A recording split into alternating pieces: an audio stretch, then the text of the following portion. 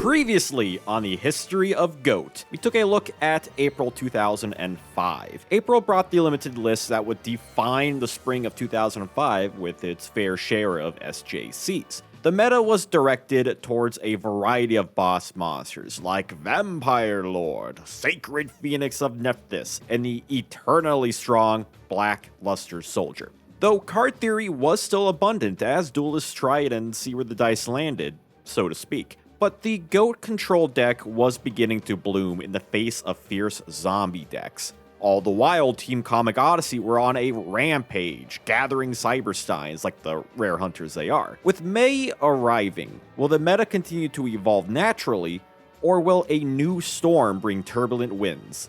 This is the history of GOAT.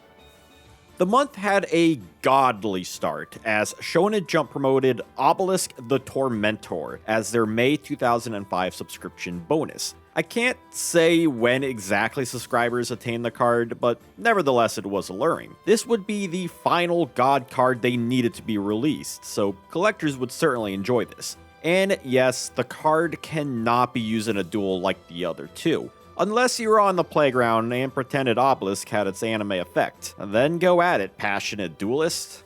Obelisk aside, the first real release of May would be on the 9th. The twin structure decks, Blaze of Destruction and Fury from the Deep. Fire and water is definitely a more contrasting theme than the previous zombie and dragons. If you wanted a pre-constructed deck, then these would be a great buy. They contain plenty of reprints like Pot of Greed, Snatch Steel, and Torrential Tribute, many of which were relatively new cards like the Stalos in Rise of Destiny, Meteor of Destruction in Flaming Eternity, and Hammer Shot in Soul of the Duelist. In regards to new cards, the set only included two, which were the cover cards, Infernal Flame Emperor and Ocean Dragon Lord, Neo Daedalus. Emperor was casual at best, being a boss monster revolving around the lackluster fire attribute and specific backer removal. Blaze of Destruction simply had a lack of focus, not knowing whether it wanted to be a burn deck or beatdown, thus being the inferior deck of the two. Lord, on the other hand, had an interesting first print. Originally, the effect didn't include a summoning condition, making it normal summonable and special summonable through other means like Revival or Monster Gate. This lack of text was unintended, with a fixed first edition print getting rushed out to stores. The fix made it so Lord needed to tribute a Leviathan Dragon Daedalus to be summoned first, reducing the monster's power output. Shame, because otherwise it's like a Water Chaos Emperor dragon. Even still, many would buy Fury from the Deep for its wonderful exclusives like Tribe Infecting Virus and Mobius the Frost Monarch. Then again, the main draw of these two decks were the wonderful reprints shared across both, should you wind up with your unpreferred pick. Which reminded me of Dark Revelation 1 back on March 19th. I skipped over this set because it wasn't important in the grand scheme of things over the purpose of that video. However, large reprint sets like this and the decks are always nice to have for casual and competitive duelists alike. Decreased rarity aside, the amount of cards featured in each pack, that being 12 instead of the usual 9, was great for anyone looking to enter into the game or pick up cards previously missed. Not to mention the tip cards to spread game knowledge, like using rare gold armor on defensive cards, to understanding the difference between life point cost and damage. Though it was odd that the previous reprint set, Dark Beginning 1, went to Labyrinth of Nightmare, whereas Revelation skipped Legacy of Darkness to go straight to Pharaonic Guardian. So no Asura Priest reprints yet for those anti-GOAT control duelists, but reprinting Metamorphosis was arguably a nicer addition. Speaking of the card pool, while it would be a bit before the next core set, May 18th saw Upper Deck's Kevin Tewart make an important announcement. The post would be that the upcoming set, the Lost Millennium, would be legal as soon as the set came out, with the exception of premier events. Such events include anything major like regionals, nationals, and SJCs. However, you could play them in Duelist League events if you really wanted to play them right away. This was certainly odd when looking at Upper Deck's track record. Flaming Eternity became legal by the April list, which was after the winter SJC period in February. Rise of Destiny was seemingly legal on release considering the SJCs around the time using its card pool, and Soul of the Duelist came out the same day as the October list. In theory, TLM should be legal on release since the current format just began, one that will lead into national season. It's weird, right? Why have a new set be legal for certain events, but not others? Seems like a confusing way to keep semi-casual and top-level duelists split. This strange announcement would be the catalyst for a certain card's legality roughly a decade later. Duelists would still be able to get a sneak peek of the set between May 28th and the 29th.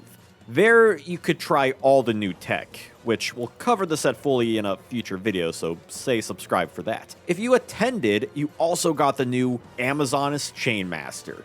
This warrior, when destroyed by battle, lets you pay 1500 life points to take a monster from your opponent's hand. It's a bit niche for an effect, yet still cool if you're an Amazoness fan, or maybe it incentivized you to pick up an Amazoness deck. If you didn't pick up the card here, you would have to wait until its inclusion as a Shonen Jump promo card come September. Yeah, this wasn't actually in the Lost Millennium proper.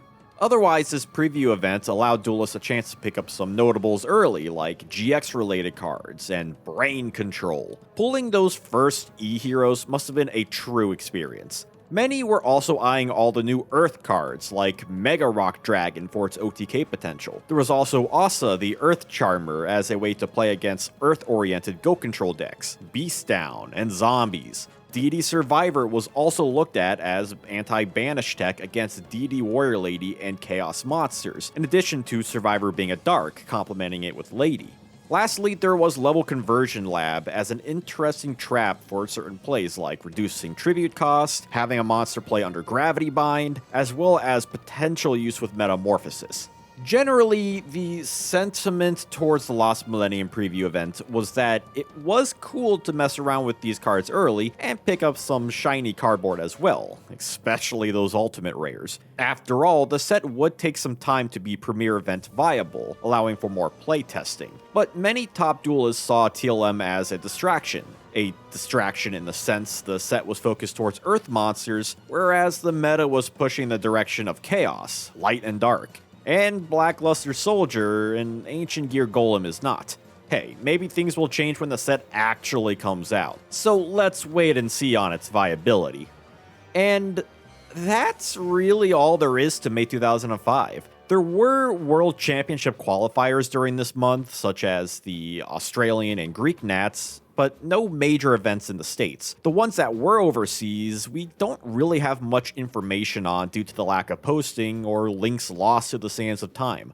In the US, it was a reprieve to the meta as competitors continued to build their brews behind the scenes, as well as gather key pieces if they needed to via the structure decks. The refusal of the Lost Millennium to the immediate upcoming meta must have taken the breath away from duelists who were looking forward to an evolved game, especially as the legality date had yet to be stated, and as the US Nationals were only a few months ahead. If it were to be legal by that point, would people have enough time to mess around with it in a meaningful manner?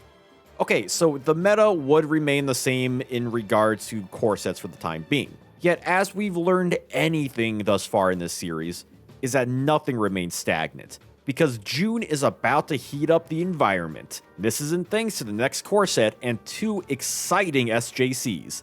But that's something we'll be discussing next time.